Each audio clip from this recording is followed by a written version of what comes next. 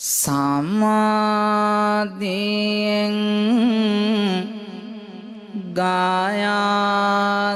ගායාසිරස තබාබව බැමි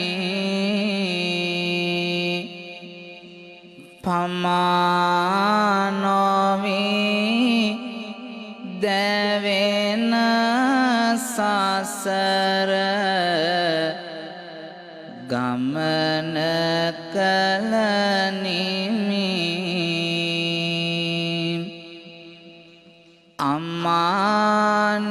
අමානිවන පාසක් කෙරෝ මගේ බුදු හිමි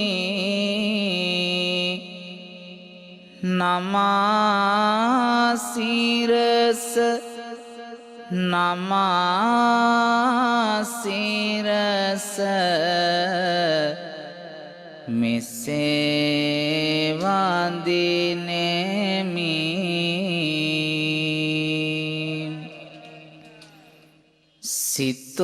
සිතුවිලි දැහැනෙන් අවදි කරන්න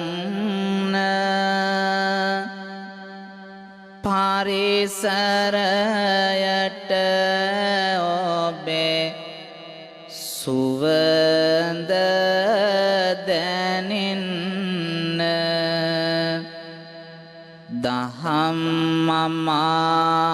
දහම්මමාවේ සුවය විඳින්න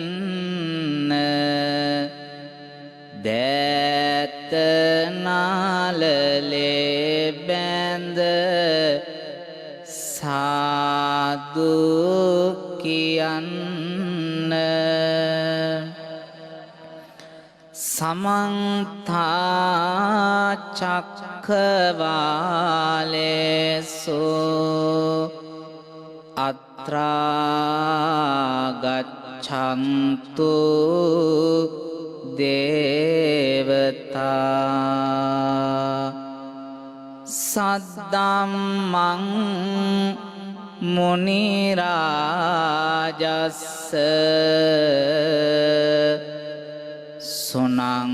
සුනන්තෝ සග්ග මොක්ඛදං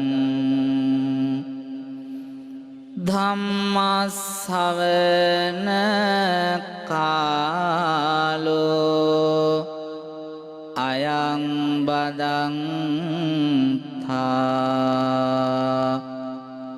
ධම්මස්සවන කාලෝ අයං බදන්තා ධම්මස්සවන කාලෝ අයං බදන්තා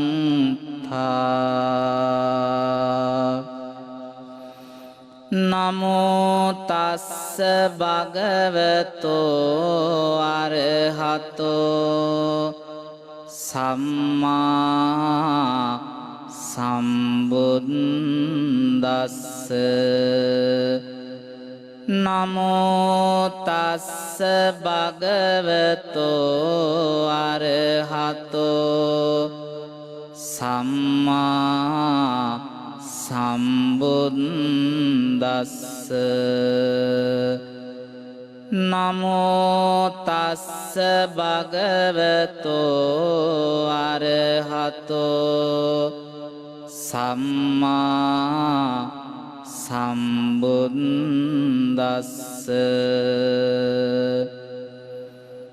නහි වේරානි වේරානි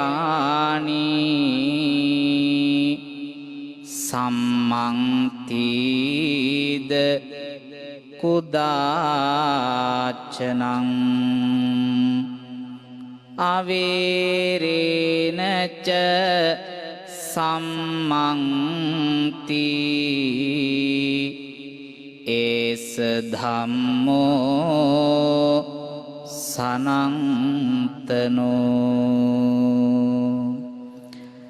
පින්වත්තුනි, අද බක්පුර 15ක් පොහොය දවසේ ලෝකවාසී සියලු බෞද්ධයන්ට හිරු ටීවී සහ හිරු FM මාධ්‍යාලය ඔස්සේ විහිදුවා හරින ධර්ම ප්‍රදීප කාව්‍යමය දේශනාව තුළින් අද ඔබට පැහැදිලි කරනු ලබන්නේ වෛරයෙන් වෛරය කිසි කලෙකවත් නොසංසිඳෙන බව. වෛර ගින්නේ ආදීනව පැහැදිලි කරන කාලි යක්ෂණී කතා පුවත කවියෙන් ශ්‍රවණය කරන්නයි හැම කෙනෙක්ම බලාපොරොත්තු වන්නේ. ඒ උතුම් කාව්‍ය දේශනාව ශ්‍රවණය කරන්න අපි නැවතත් සාදුනාදයක් පවත්වමු. වෛර කිරීමෙන් නැත කිසිදාලොව වෛරය සංසිඳිලා යන්නේ. වෛරය හමුවේ මෙත් සිත පතුරා වෛරය ජයගත හැකිවන්නේ. අදට හෙටට පමණක් නොව මේ දෙය සදාතනික දහමක් වන්නේ. කෝලාහර අරගල නොව හොඳ හිත නොතිර දෙවිය සැනසුම වන්නේ. වෛරය නිසා මහාවිපතකි සිදුවන්නේ. බුදුන් දවස සිදුවීමක් ගෙන එන්නේ. සකල සතට බුදුහිමි බණ දේශන්නේ. සැවැත් නුවර ජේතවනේ වැඩ ඉන්නේ. පින්වත්නි, තථාගත ශාන්තිනායක බුදුරජාණන් වහන්සේ සැවැත් නුවර ජේතවනාරාමේ වැඩ වාසය කරන සමයේ සිදුවෙච්ච අපූර්ව කතාවක් පිළිබඳවයි අද ඔබට කවියෙන් පැහැදිලි කරන්නේ. පින්වත්නි, සුදහම් සභාවට මහා පිරිසක් රැස් වෙලා තථාගතයන් වහන්සේගෙන් සද්ධර්මය ශ්‍රවණය කරන්න සූදානමින් දම් සභා මණ්ඩපය තුල මහා පරිවාරයක් වැඩ සිටිනවා. සුදහම් සභාවට ආදේවෝ පිරිස වගේ ධර්ම සභාවේ උන් සංඝ පිරිස ආගේ අපමණ ගුණ කාන්දින් බබලන සාමිදුමගේ වැඩියාදම් දේශන්නට සිහරජෙකු වගේ සවනක් රැසින් මුළු දෙවුරම බබලනවා. මහා සංඝරුවන සිරිපාදය නාමදිනවා තුන් ලෝකයට මෙත් කරුණා වාසනවා මුනිදුවා පින්වතුනි තථාගත බුදුරජාණන් වහන්සේ සවනක් බුදුරැස් විහිදුවමින් සවැත් නුවර ජේතවනාරාමේ දහම් සභා මණ්ඩපය තුල පින්වතුනි සද්ධර්මයේ දේශනා කරමින් ලෝක සත්වයා සසර දුකින් මුදවන්ට දහම් දේශනා කරනවා. මෙලෙස මහා සංගරුවන පිරිවරාගෙන ධර්ම දේශනා කරමින් වැඩ සිටින වෙලාවේ හරි අපූර්ව සිදුවීමක් සිද්ධ වෙනවා.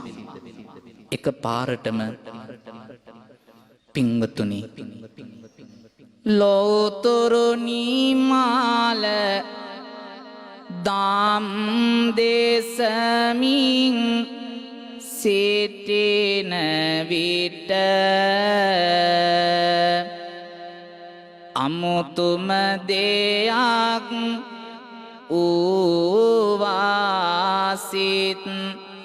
සසල කොට කිරි කැටි පුතෙක් ආරගෙන තම තුරුල්ලට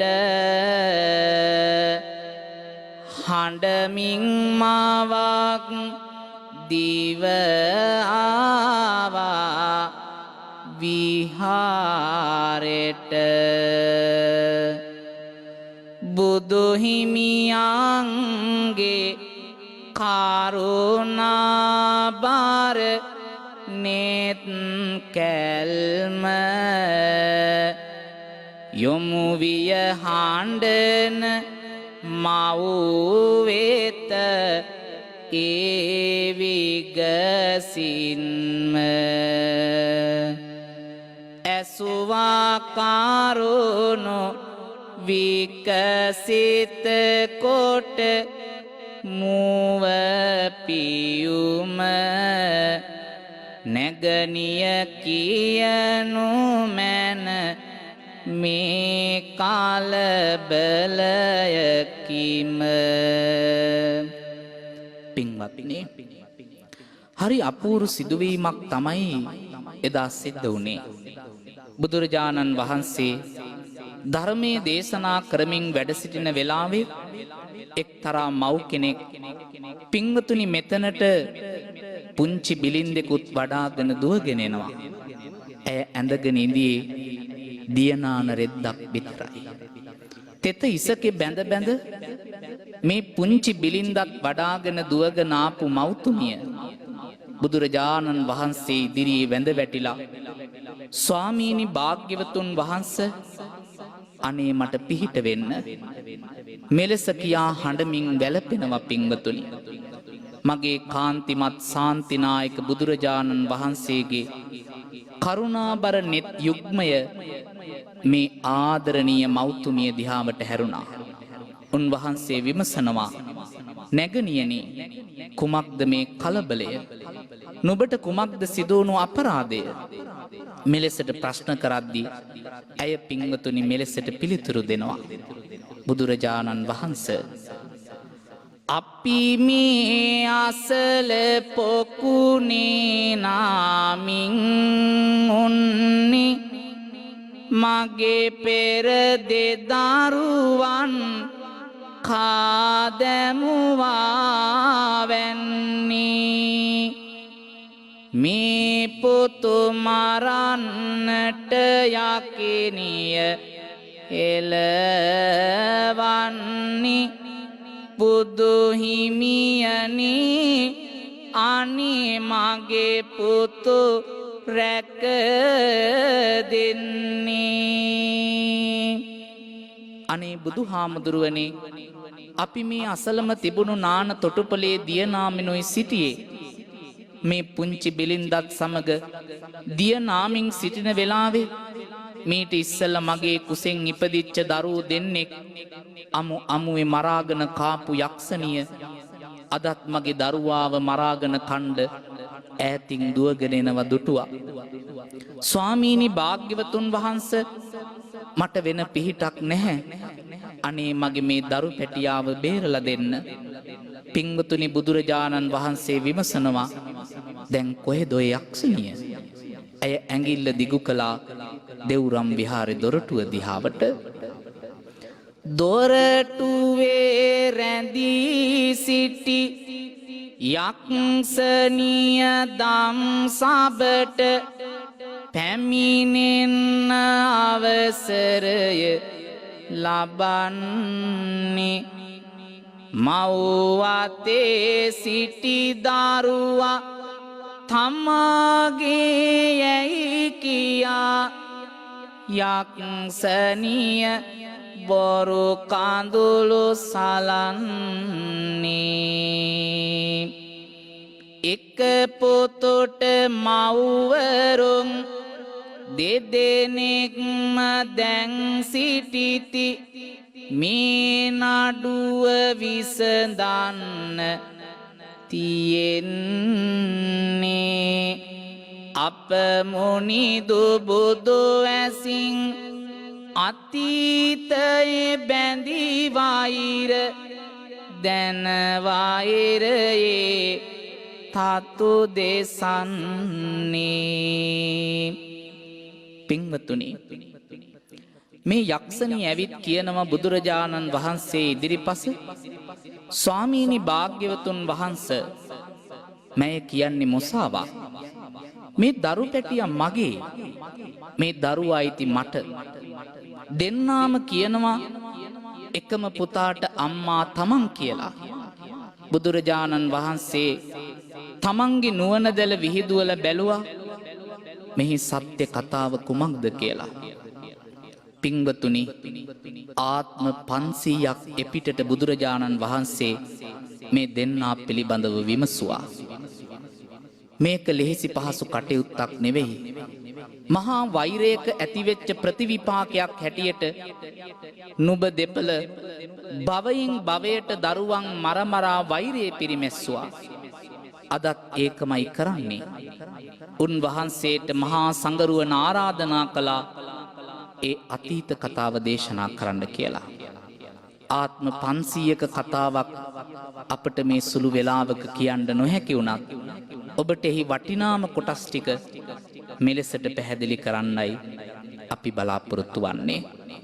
පින්වතුනි දඹදිව සෑවැත් පොරෙහි දාන බාලය ඇති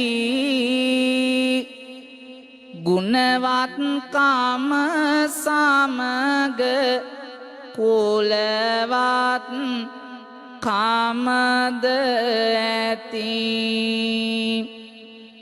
අඩුවක් පාඩුවක් කරදර කෙසෙත් නැති මහසල් බමුණු යුවලක් සහ පුතෙක් වෙතේ සතුටින් මෙසේ කල් ගෙවනා අතරතුර නොසිතූ දෙයක් සිදුවිය ඒ අය කෙසේම වර මවටයි පුතාටයි හිමිකර ගාන අඳුර අකලට බැස ගියා ආයෝ පාවොලේ ඉර. පින්වතුනි දඹදිව සැවැත් නුවර මහා සුවිශාල බමුණු පවුලක් තිබුණා. මේ බමුණටයි බැමිණියටයි පින්වතුනි සිටියේ එකම එක පුතෙක් පමණයි. මේ ආදරණීය පුතා තරුණ වියට පත් වෙනකොට තාත්තා කාලේ මිය ගියා. අම්මයි පුතයි විතරයි බමුණු පවුලට ඉතුරු වුණේ. සුවිශාල ධනස්කන්ධයකට හිමිකම් කියන මේ බමුණු අම්මා කියනවා පුතාට, පුතේ මම දැන් ටික ටික වයසට යනවා. තාත්තත් අකාලේ මිය ගියා. දවසක මේ බමුණු පරම්පරාව ගෙනියන්න මේ බමුණු පරපුරට දරුවෙක් ඕන. ඒ නිසා හොඳ තැනකින් විවාහයක් කරගන්න කියලා අම්මා තමන්ගේ පුතාට යෝජනාවක් කරනවා. මගේ වැඩයි ගෙදර වැඩයි කර කර ඉඳලම කොහමද මෙහෙම ගියොත් ඔබ ගෙදරට නාකි වෙලා යාවේ නොවේද? මම මැරිලා ගිය දවසට නුඹට කාගේ සරණයක්ද? හොඳ තැනකින් කසාදයක් කරගත්තොත් හොඳයි නේද? කරගත්තොත් හොඳයි නේද? ඕවා ගැන තවම අම්මේ මම නම් හිතුවෙම නෑනේ. අම්මට සලකලා ලැබෙන පින්කම් හොඳටම ඇතිනේ. එහෙම කියලා බෑනේ පුතේ, එය අම්මගේ යුතුකමක්නේ. මගේ ඇහැ පිය වෙන්න කලින් ඒවා එහෙම විය යුතුයිනේ. පින්වතුනි, අම්මා කොහොම හරි යෝජනා කරලා පුතාට හොඳ බිරිඳක් සරණ පාවලා දුන්නා. පින්වතුනි, සරණ පාවාගෙන ගෙනාපු ආදරණීය බිරිඳ තමන්ගේ ගෙදරට කැන්දාගෙන ආවත් පින්වතුනි, పూర్වේ අවාසනාවකට දෝ මන්දා ගෙනාපු බිරිඳට දරු සම්පත් තිබුණේ නැහැ. දරු සම්පත් නොමැති නිසා අම්මා ටික දවසක් යද්දි කියනවා, පුතේ තවත් බිරිඳක් විවාහ කරගන්න කියලා. දැන් බිරින්දෑවරු කීයද පින්වතුනි? දෙන්නයි. අදත් තිබුණා නම් හොඳයිද? අතීතයේදී බමුණු පරපුරේ අයට මේ විදිහට විවාහ ගිවිස ගන්න අවස්ථාව තිබුණා. පළවෙනි බිරිඳට දරු සම්පත් නොමැති නිසා පින්වතුනි දෙවෙනි බිරිඳත් ගෙදරට කැන්දාගෙන එනවා. නමුත් ටික දවසක් යනකොට පළවෙනි බිරිඳ මෙලෙසට කල්පනා කරනවා, තමන්ට ලැබෙන සැලකිලි අඩු වෙයි කියලා සිතුවා පළමු කෙනා. දුෂ්ට කුහක ගති සංගවාගෙන ඇය අලුත් බිරිඳ වෙත මෙය කියනා. දරුවන් ලැබුණොත් ඇයටයි සේරම ගොඩ මඩ ඉඩ මොත් අයිති වෙනා. දුෂ්ට කුහක ගති සංගවාගෙන ඇය තම අදහස ඇය හට කියනා. හිතේ තරහක් ඇති කරගත්තු පළවෙනි බිරිඳ දෙවෙනි කසාද කරගත්තු බිරිඳට කියනවා මෙන්න මෙහෙම කතාවක්. දරුවෙක් ආවොතින් නංගියේ අපේ ලොවට අඩුවක් නැතිව ඉතිරෙයි සැනසුම සතුට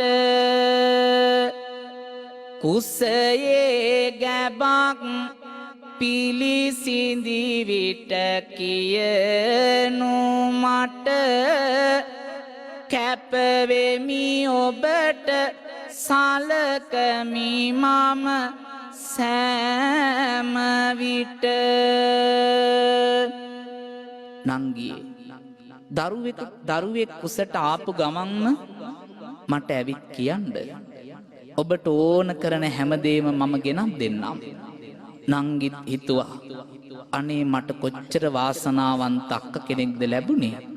පින්වතුනි ඇය අලුතින් ආව තරුණිය මැය නොදන්නී තම අක්කාමෙනෙයි ඇය ගැන සිතන්නේ කල්ගත වෙද්දි කුසයට දරුවෙක් පැමිණි විගසින් එක ඇය අක්කට දන්වන්නේ හදවත සැඟව සිටිවිසකොර දුස්ට නායා තුම්බසින් එලිබැස්සේ යන්නට ගොදොර සොයා කෑමට විසයොදා මම ආදරෙයි කියා දුන්නා අනී දරුවා පරලොවට ගියා. පින්වතුනි බලන්ඩ දරුවෙක් කුසට ආපු බව දැනගත්තු වහාම අක්කා මොකද කළේ? කෑමට විස මිශ්‍ර කළා කන්න දුන්නා. මේ විස මිශ්‍ර ආහාර ගත්තු නැගණියගේ කුසේ ඉන්න දරු පැටියා පින්වතුනි කුස ඇතුළෙම මිය පරලව ගියා. දැන් ටික කාලකදී ආයෙත් කුස දරුවෙකු බිහි වෙනවා. සුපුරුදු ලෙස අර අක්කා දයාව දක්වනවා. මේ වාරෙත් රැවටෙන අය තොරතුරු දන්වනවා. විස දෙනවා දෙවැනි වරත් දරු ගැබ නැති වෙනවා. දෙවෙනි වතාවෙත් දරුවා කුසට ආපු ගමන්ම අක්කා විස මිශ්‍ර ආහාර දීලා දරුවා කුස ඇතුළෙම මරලා දැම්මා. පින්වතුනි දේවතාවක් ඇගේ දරුවෝ කුස තුල මිය යද්දී තේරුම් ගන්නට හැකි විය සිදුවෙන දේ එහිදී. තෙවෙනි වාරේ දරුවෙකු කුස මෝරාගෙන එද්දී නොකියා සිටියා ඇය අක්කා විමසන්දී. තුන්වෙනි වතාවේ දරුවා කුසට ආපු බව ඇය අක්කට කිව්වේ නෑ. පින්වතුනි කැස්ස හංගන්න පුළුවන්ද? බෑ. ඒ වගේ තමයි දරුවෙක් කුස තුල වැඩෙනකොට ඒක හංගණයක එච්චර ලේසි වැඩක් නෙවෙයි. දැන් දරුවා කුස ඇතුලේ වැඩෙන්න කුස මහත් වෙනකොට දැනගත් අක්කා ආයෙත් නංගිගේ කුසේ දරුවෙක් ඉන්නවා කියලා. පින්වතුනි හිතේ තරහ ඇති කරගත්තු ඇය කොතරම් සංගවා සිටියත් තොරතුරු එලි වෙනවා සුපුරුදු ලෙස මෙහෙයුම ආයෙත් ආරම්භනවා මෝරා ඇති කල දරු ගැබ නංගිට විස දෙනවා අනේ අපොයි දරුවා සමග අම්මත් මිය යනවා අම්මත් මිය යනවා. පින්වතුනි බලන්න සිදුවන දේ තුන්වෙනි වතාවේ වසමිශ්‍ර ආහාර දෙනකොට දරුවා හොඳට කුස තුල මෝරලා තිබුණේ. ඒ විස දරා ගන්න බැරි අම්මා අර දරුවත් එක්කම මරණයටපත් වෙනවා. මැරෙන වෙලාවේ අක්කගේ කෙස් වැටියෙන් අල්ලගෙන වෛරයෙන් තරහවෙන් පුපුර ඇය තමක්කට කියනවා පින්වතුනි නුඹ මගේ දරු තුන් දෙනෙකුට මරණය හිමි කෙරුවා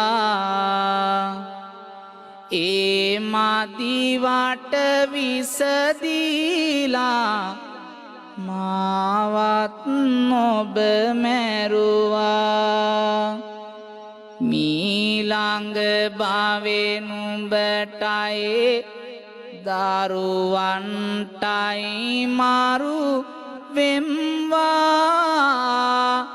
මේ ආයුරින් මැරෙන මොහොතේ ඇය වෛරය කෙරුවා ඇය වෛරය කෙරුවා. පින්වතුනි මැරෙන වෙලාවේ වෛර බැඳගත්තු ඇය කියනවා මතු සසරක මං ඔබගෙන් පලි ගන්නවා මේ කරපු අපරාධයට. බලන්න මිය ගිය ඇයට උරුමුනේ කොහෙද කියලා. වෛරේ නාපුර ඊළඟ භවයේදී ලැබුණි බැලලියක්ව ඒ නිවසේම උපත වුණි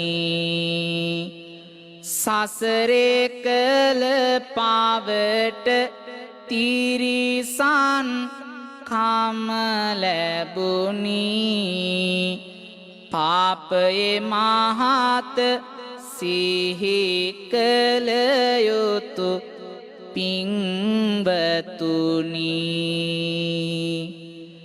වෛර බැඳගත්තු ආදරණීය නංගි කොහෙද ගිහිල්ලා ඉපදුනේ පින්වතුනි? ඒ නිවසේම බැලලියක් වෙලා. දැන් බැලලිය බලන් ඉන්නවා කාගෙන් පලිගන්නද? අක්කාගෙන් පලිගන්න. කාලයාගේ ඇවෑමෙන් පින්වතුනි ඇයත් මරණයටපත් වුණා. ඇය ගිහිල්ලා ඉපදෙනවා. වසවිස යෝදා පාර පාන නැසු දුෂ්ටකම ඉරිසියා ක්‍රෝධ දුර්ජන ගති ආධම කාම ඵල දුන්නේ ඇහට මුළු භාවයේදීම කිකිලිය වෙලා ඉපදුනි ඒ නිවසේම. වසදීපු අක්කා කොහෙද ඉපදුනේ? කිකිලියක් වෙලා ඒ ගෙදරම. දැන් යුද්ධේ තියෙන්නේ කාත් එක්කද? බැලලියයි කිකිලියයි අතර. දැකලා තියෙනවනේ මේ වගේව නේද? දැන් කිකිලියයි බැලලියයි අතර යුද්ධය තමයි වෛරය තමයි පිරිමහන්න සූදානම්. බලන්න පින්වතුනි මහා පුදුමයි මේ දේවල්. පෙර භවයේදී බැඳී වෛරය මාතක් වූවා තෙවරක් දාමපො බිත්තර බැලලිය කෑවා තුන්වැනි සැරේ කිකිලියවද මාස් කෙරුවා පුදුමයි අපොයි පුදුමයි වෛරය කෙරුවා. පින්වතුනි කිකිලිය බිත්තරේ දානවා බැලලිය බිත්තරේ තුන් වතාවක් බිත්තර කාලා අන්තිමට කිකිලියවත් මරාගෙන කිකිලිය මැරෙන වෙලාවේ නිකන් මැරුණේ නැහැ. ඇගේ හිතෙත් වෛරයක් ඇති වුණා. කවුද මේ කතාව දැන් කියන්නේ? තථාගත බුදුරජාණන් වහන්සේ. අපේ ඇයත් බිත්තර හොරෙන් අරන් එනකොට කිකිලිය කොහොම හිතනවද නේද? දැන් මේ කිකිලිය තමන්ගේ හිතේ වෛරගින්න ඇති කරගන්නවා තමන්ගේ බිත්තර කාපු එක ගැන. බලන්නකෝ. මේ නිවසේම විසු බැලලිය තෙවරක් බිත්තර කෑවා ඒ විතරක් නෙවෙයි මගේ ජීවිතයද නිම කෙරුවා මතු භවයේදී මම ඕකිගේ සනුහරේම වනසනවා සංසාරය පුරාදිවෙන සිතුවිලි හද තුල පිරුවා. මෙහෙම වෛර බැඳගත්තු පින්වතුනි කිකිලිය වෛරේ පිරිමහන්න නැවතත් ඉපදෙනවා. බලන්න. කිකිලිය මිය ගිහින් වනේ දිවිදේනුව වුණා මියගිය බැලලිය වනයේ මුවදේනුව වුණා සසරේ කළ කරුම විපත ආයෙත් මතුනා අම්මත් දරුති දෙනත් දිවි දෙනට ගොදුරු වුණා. කිකිලිය මිය ගිහිල්ලා ඉපදෙනවා දිවි දේනුවක් වෙලා. මිය ගිය බැලලිය ඉපදෙනවා මුව දෙනක් වෙලා. මුව දෙන දාපු පැටව තුන් දෙනාම දිවි දෙන විසින් මරාගෙන කෑවා. අන්තිමට මුව දෙනවත් මරාගෙන කෑවා. මේ වෛරයේ හිතේ තියාගත්තු මුව දෙන මේ විදිහට ආත්ම 500ක් පින්වතුනි තමන්ගේ දරුවන් මරමරා වෛරයේ පිරිමැස්සුවා. බලන්න කොයිතරම් පාපයක්ද. අදත් අපේ මිනිස්සු බිම් අඟලක් බෙදාගන්න බැරුව, කටු කම්බි වැට බෙදාගන්න බැරුව එක බඩවැල කඩාගෙන ආපු සහෝදර සහෝදරියෝ කොච්චරනම් වෛර බඳිනවද? තමන් බිහි කරපු අම්මා තාත්තට වෛර කරලා, තමන් බිහි කර දරුවන්ට වෛර කරලා මොන තරම් තරහකින් මිනිස්සු මැරෙනවද? මං මැරුණත් ඔය ගෙදරට නම් අඩියක් තියන්නේ නැහැ කියලා හිතින් කොච්චර වෛර බඳිනවද? සමහර තැන්වලට ගිහිල්ලා පොල් ගෙඩියක් දෑතින් උස්සලා අහවල් ගෙදර අයව හතර කඩට විසි වෙලා යන්න කියලා ද්වේෂයෙන් කොච්චර පොල් ගහනවද?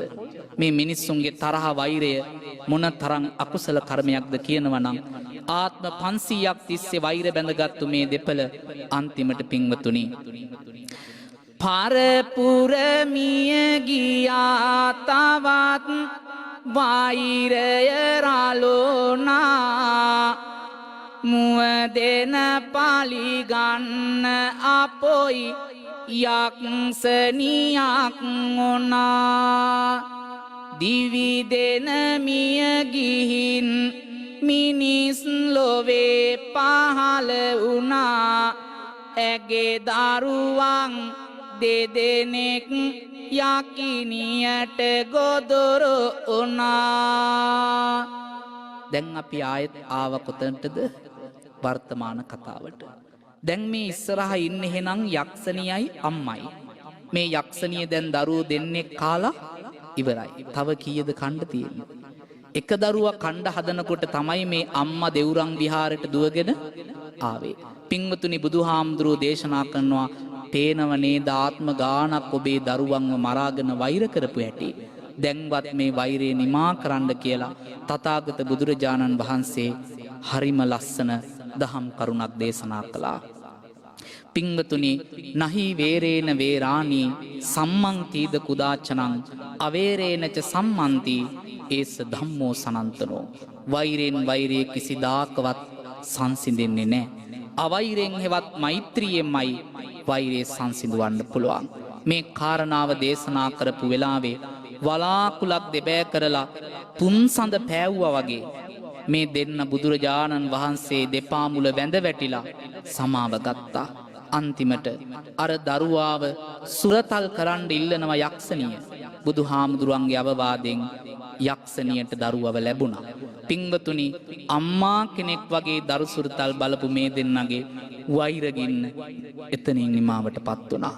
මේ කාලි යක්ෂණියගේ කතා පුවත අද අපිට ඔබේ ජීවිතයට මොනතරම් වටිනවද?